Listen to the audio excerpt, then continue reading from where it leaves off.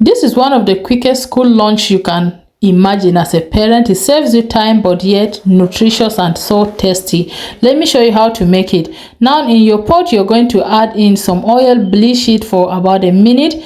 When it is well bleached, go in with your chopped onions and then you're going to stir.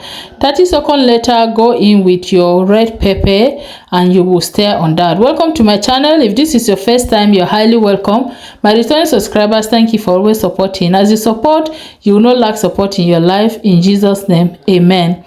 When you've stirred for about a minute, cover that, and I will be using these seasonings that you see me showing you here, and then you can season it to your own choice of seasoning, or with your own choice of seasoning. That's what I mean.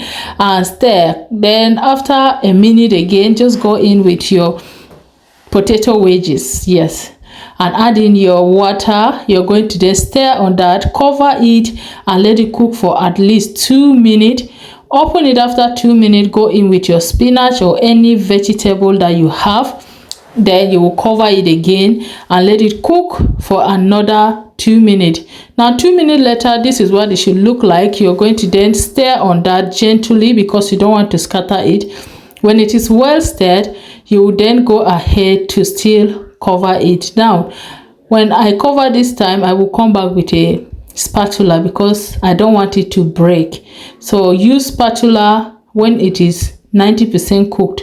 Start using spatula or any spoon that is flat so that it do not break it. And this is what we have. It is all ready. I'm going to go ahead to put it in my daughter's flask. She was the only one going to school that day, so I served her lunch and covered it. I'm going to then also go ahead to add in some of the snacks that she will take with her, and fruit. I make sure I put at least 5 different fruits for her every day before she goes to school, because they try to eat 5 different fruit in a day every day. So here I have some kiwi, orange, strawberry, some blueberries and grapes and orange here.